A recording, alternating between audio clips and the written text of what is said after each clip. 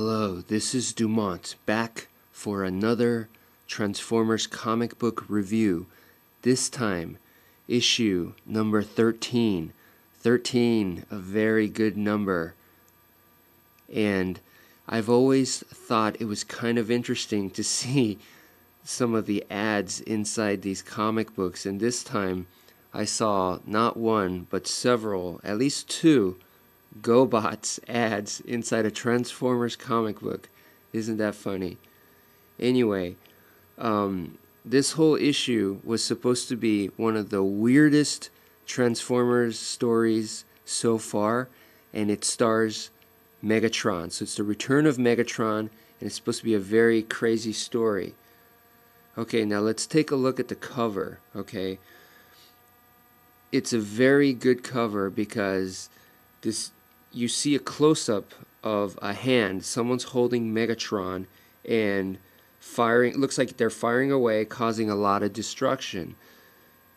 Basically what this does is this gives you the fantasy element of where you imagine that you're the one that's holding Megatron, and just imagine the power that comes with that. Imagine the satisfaction. So it's a very, very good cover. Previously, in the other issues, we've kind of seen that Megatron was kind of humiliated and embarrassed. It wasn't really good times for Megatron. This issue completely makes up for it, okay? But not in the way that you might think.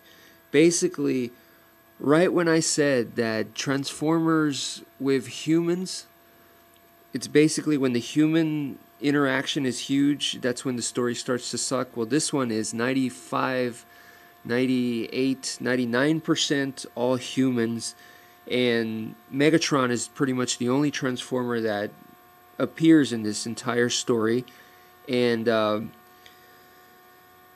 it's really, really good. It's one of the best comic book issues I've read so far with this whole Transformers line. It's really, really well written. It reminds me of basically kind of like jazz because it's very stylish, you know, and it's very well written, well told. So anyway, let me get on to the story, okay? You guys don't know what the heck I'm talking about. So the story is basically there's this gangster guy. He's a low-ranking gangster guy, mobster guy. His name is Joey Styles. He owes the boss a lot of money. He wasted it on gambling, on horses and stuff. So they're gonna kill him, right? So two guys are out to kill him, and he accidentally finds Megatron and, you know, blasts them away.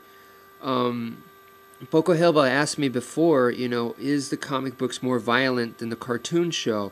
I would definitely say yes, because there's death threats, people get blasted and stuff like that. But there's really not that much killing going on. In fact, I'd say so far in this issue, I think zero kills. So as violent as it may be regarding mobsters and death threats and, you know, stuff like that, bank robberies and all that going on within this issue, but no one dies. So it's quite it's still not as violent as I thought, at least, you know. But anyway, going on with it, so this guy, Joey Styles, a low-life gangster guy, finds Megatron, and Megatron, after he was thrown off a cliff by Ratchet in the previous issues, Megatron was out of commission for a long time. Well, this Megatron now, his cerebral circuitry, is what they said, was disconnected, so he can only take orders. Isn't that crazy? He remembers who he is, so it's not amnesia. He knows his name. He knows, you know, all that stuff. It's just that there's even a scene where he kindly, which is not Megatron-like, but he kindly explains to Joey what he is. He's like, I'm a Transformer, come from a planet called Cybertron, and it's been 4 million years, on and on. And he explains all that. So if you've read Marvel before, if you've ever been into Marvel Comics, there was a series, a line, I don't know if it still exists, but it was called What Ifs. And in this, they kind of had an opportunity to not mess with the Marvel universe, not change up the stories, but add in some storylines that were kind of like, hey, wouldn't it be cool if this had happened, And it's just a what if, so it doesn't really happen in that world, in the Marvel universe, but they get to play with it.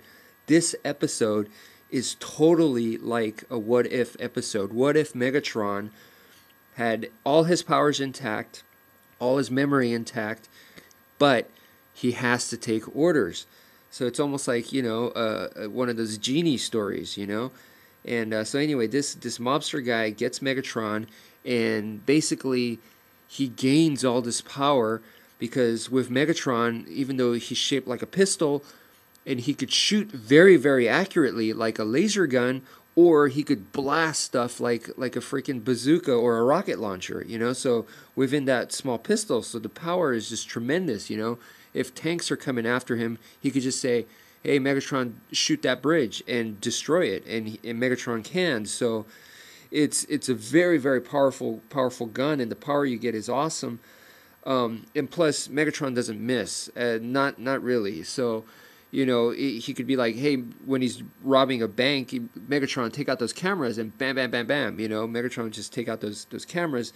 So Megatron this entire time is just a gun. Almost, once in a blue moon, Joey would ask him, can you transform into your robot mode? And Megatron will, and they would kind of talk, and, So, but anyway, so no one knows that this guy has a transformer, And it's really, really awesome that all of a sudden that he was a low-life gangster guy, low-ranking, now all of a sudden becomes very, very powerful. He becomes one of like the top guys now. He's like his own crime lord now, and his old crime boss is now very jealous of him.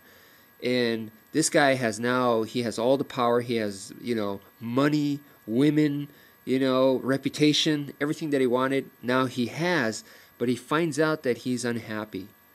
So this is where the story starts to really get some flavor. He goes back to his old neighborhood, and he meets people that he knew from the past, and he found out that the way they treat him now is totally different, and he doesn't like it. He doesn't like it at all, He almost wants it to go back to the way it was. So he decides to confront his fears, and he's going to go back to his old crime lord boss and go confront the guy, because the guy had sent assassins and stuff like that. So he goes to confront the guy, and basically, it's throughout this whole issue, he's kicking booty, but he doesn't kill anybody, And so it kind of shows that he has a good spirit inside, even though he's made a lot of wrong choices. So he, meets up to his old crime boss, and thanks to Megatron, he's able to take them out, no problem.